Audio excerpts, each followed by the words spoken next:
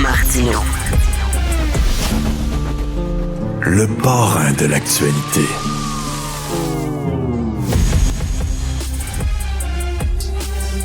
Les électeurs ne pourront pas voter de manière électronique aux prochaines élections fédérales du 28 avril. Une fois de plus, ça a été encore reporté. Cela dit, lorsqu'on sait à quel point nos gouvernements sont tellement efficaces lorsqu'il est question d'électronique et d'informatique et d'ordinateur, c'est peut-être une bonne nouvelle.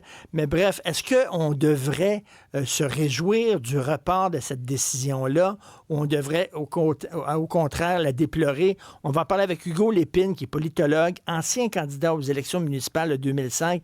Bonjour, M. Lépine. Bonjour. Est-ce que c'est une fausse bonne idée, ça? De permettre aux gens de voter en utilisant leur ordinateur les deux pieds sur le pouf à la maison? Ben, avant l'entrevue, je pensais justement à cette expression-là. Je suis tout à fait d'accord avec vous. Je pense que c'est une fausse bonne idée. Et je pense que ça a toujours été une fausse bonne idée. Alors, on s'est jamais vraiment posé la question sur pourquoi on veut faire ça, quelles sont les raisons. On n'a jamais fait le débat public qu'à mon avis, on aurait dû faire, même il y a 20 ans, en 2005, quand on avait fait des tentatives là, de tenue d'un scrutin à l'aide d'urnes électroniques. Ben c'est ça, on va y revenir, là, mais juste avant, M.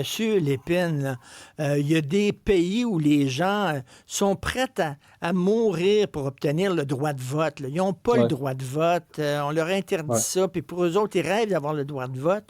Nous autres, on a le droit de vote, puis on dit « il va falloir marcher jusqu'au bureau de scrutin. Oh mon Dieu, c'est épouvantable. » On est devenu vraiment paresseux, puis on prend la démocratie pour acquise. Alors que, mon Dieu, on vous demande un petit effort, 2 efforts. Essayez de vous informer sur les programmes des candidats, puis la journée du vote, essayez donc de marcher jusqu'au bureau de scrutin. Il y en a à tous les coins de rue quasiment. Puis aller voter, non, on veut même pas. On va faire ça par ordinateur. Ça en dit long, j'imagine, sur notre fatigue démocratique. Possible. Est-ce que c'est à cause du mode de votation? C'est là, moi, où je suis pas trop. Moi, je suis convaincu que les gens vont voter quand ce que l'on leur présente dans une campagne électorale est intéressant, puis attire leur attention, vient les interpeller. Je peux vous dire qu'on a une élection fédérale qui s'en vient le 28 avril prochain. J'ai une prédiction pour vous. Moi, je pense qu'il va y avoir énormément de gens qui vont aller voter. Pourquoi? Parce qu'ils ont des enjeux qui les interpellent directement. Alors, de dire que le mode de votation est la cause de la baisse qui a pu être observée dans le taux de participation ces dernières années, moi, je m'inscris en faux là-dessus. Puis je suis d'accord avec vous aussi sur le fait que pour un droit aussi fondamental que celui de voter, où il y a des gens, la plupart, on a des ancêtres qui sont allés faire des sacrifices pour nous permettre d'exercer ce droit de vote-là aujourd'hui. Ben, je pense que la moindre des choses, effectivement, c'est de prendre la peine de se déplacer une fois par 4 ans ou une fois par 2 ans, prendre 1 heure de notre temps pour aller dans un bureau de scrutin qui est généralement situé à 10 minutes de notre domicile, là. C'est ça. Moi, je suis d'accord avec vous là, quand on dit, là, oui, il faudrait avoir un vote électronique parce qu'il y aurait plus de gens qui voteraient avec un vote électronique. Vous dites, non, on n'a rien qu'à avoir des élections qui portent sur des enjeux fondamentaux. Puis là, les gens vont voter. Parce que là, actuellement, des fois, on regarde les candidats, c'est bonnet blanc, blanc bonnet, puis c'est pas des enjeux fondamentaux. Monsieur Lépine, parlez-moi de votre expérience. En 2005, vous vous êtes présenté à des élections municipales et on avait testé le vote électronique. Ça s'était déroulé comment? Un peu à l'avant comme je te pousse, hein. C'était arrivé quelques mois avant le scrutin municipal de 2005, de novembre 2005. Et le gouvernement est arrivé en disant, les gens, en fait, on impose les urnes électroniques. Et là, les gens vont pouvoir remplir un bulletin, puis là, on va le passer là, dans une machine. Les gens ont peut-être eu l'occasion de voir là, un peu comment c'était à l'époque, et la comptabilisation du vote se faisait automatiquement. C'était pratiquement la 8e merveille du monde, là. Ça nous était présenté comme ça, mais il n'y avait pourtant pas eu de projet pilote préalable à ça. Il n'y avait eu aucune adaptation de l'encadrement administratif, de l'encadrement législatif. Et ce qui s'était passé en 2005, c'est qu'il y avait eu des pannes à la grandeur du Québec de ces urnes électroniques-là. Alors, pendant des périodes qui ont varié entre 30 minutes et jusqu'à 2 heures de temps. Il y a des urnes électroniques qui n'ont pas fonctionné et qui tout d'un coup, dans le courant de la journée, se sont réactivées. Et quand on a posé la question quant à savoir si il y avait en fait des votes qui s'étaient perdus entre les deux, quelle preuve on avait que la machine n'avait pas tout simplement recommencé à zéro, on n'a jamais été capable de nous faire cette preuve-là. Alors, moi, personnellement, j'ai perdu mes élections. Je me présentais comme conseiller municipal à la Ville de Québec à l'époque. J'ai perdu mes élections par à peu près une centaine de votes, là, environ 150 votes à l'époque.